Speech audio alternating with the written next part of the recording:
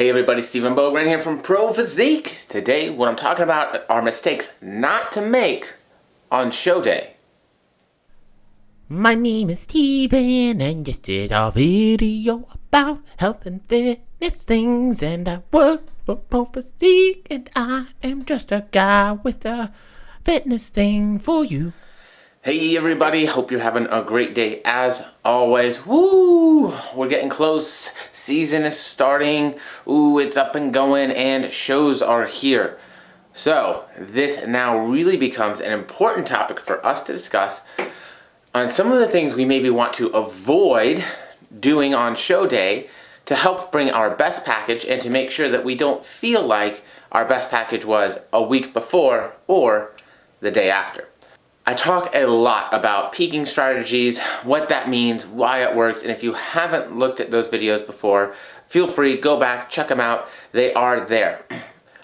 However, even though we talk about peaking, sometimes that doesn't always register us to it still matters on day of the show. And there are some very important things that we want to make sure that we are aware of for the show. My number one, my first and foremost, this one I always start off with just because it's so health related. It's water and sodium. And they're kind of one together. We'll call them 1 and 2. Let's talk about water and hydration and why it's important. We understand very well why hydration is important in terms of general health.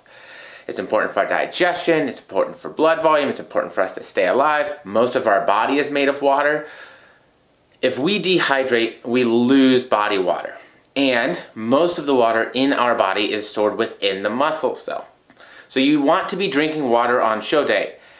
You don't want to go without water days on end, particularly, but you also don't want to go without water at all on your show day. You should be paying attention to your thirst signals. Am I thirsty? Do I feel thirsty? The normal advice that we give for athletes or for everyday people is if you feel thirsty, you're already dehydrated. So we do want to pay attention to our thirst signals and what's normal and what's not, and be drinking water during our show day. The reason this is important is not only just because of health, like, ooh, yeah, that doesn't matter at all, right? But it also matters for your fullness in terms of keeping your muscles nice and full, not flattening out, and being able to get a pump.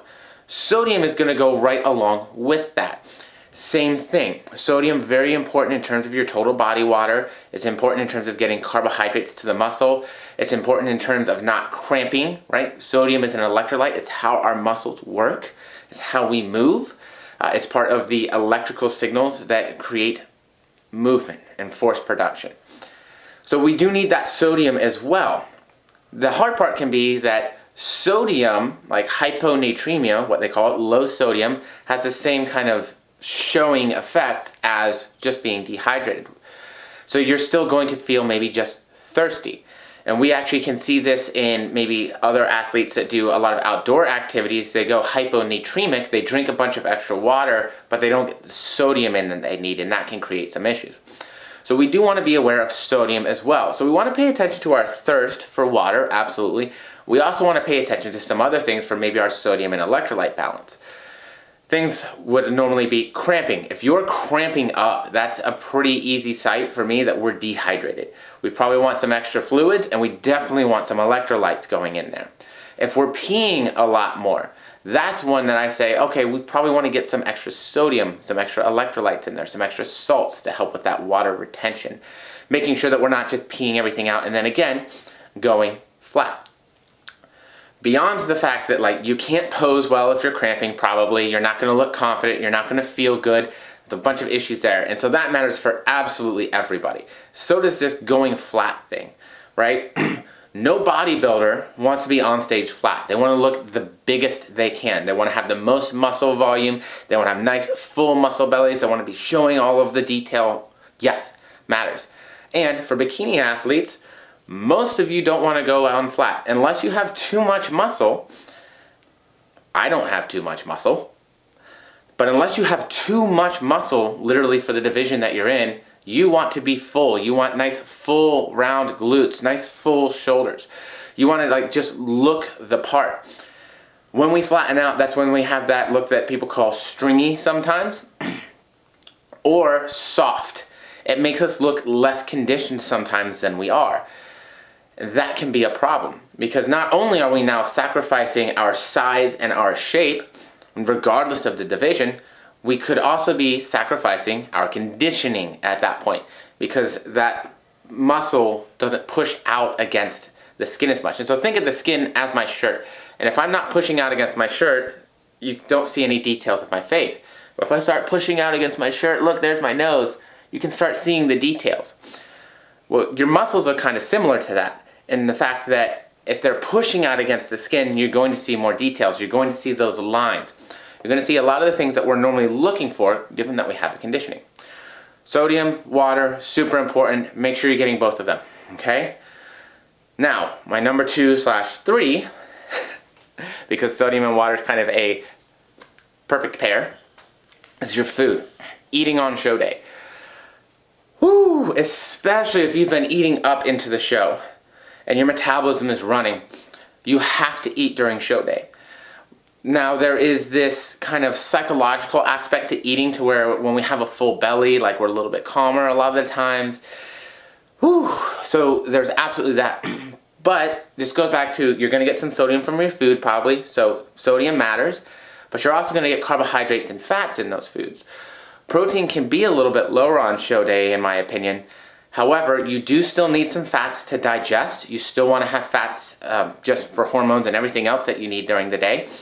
And then those carbohydrates are going to help make sure that we're staying full as well. Now again, they're not going to do their job without water and sodium, unfortunately.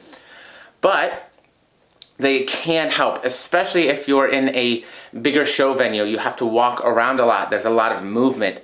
Those kind of things where you might not be used to that. That food throughout the day matters.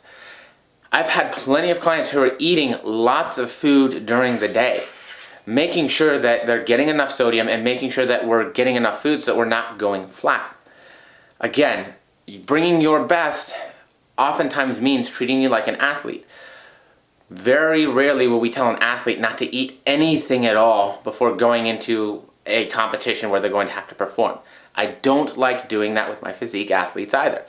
So we have water, we have sodium, we have food. So those are probably some really big ones that I think a lot of us are used to saying, okay, well, why would I do those?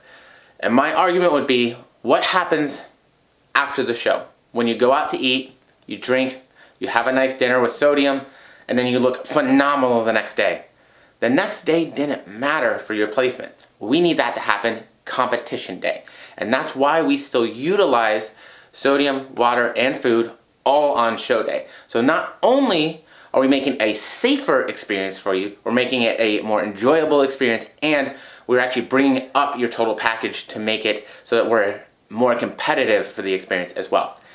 My last one is going to be a little bit of a different one, and this is something I see in a lot of competitors, seasoned and unseasoned, first-time competitors all alike.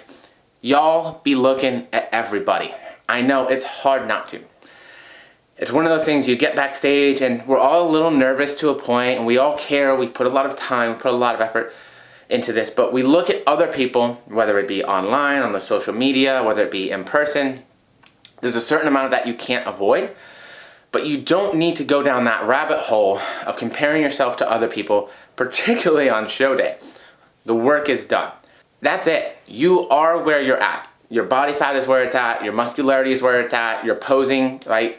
You are much better suited focusing on yourself, enjoying the fact that you've brought a great package, enjoying the progress that you've made. Maybe you practiced your posing, pay attention to your water, your sodium, you have the tanners, the show schedule, the expediters. There are a million other things for you to pay attention to that are already going to cause some semblance of stress. The last thing we need to do is get into our own heads competitively by looking at all the other competitors, whether it's good or bad. Doesn't matter. Bodybuilding, even though yes, we do have teams, when we're on stage, it's just us. We are an individual being judged on that stage. Sometimes it can be really helpful for us to remember that and enjoy that experience as an individual.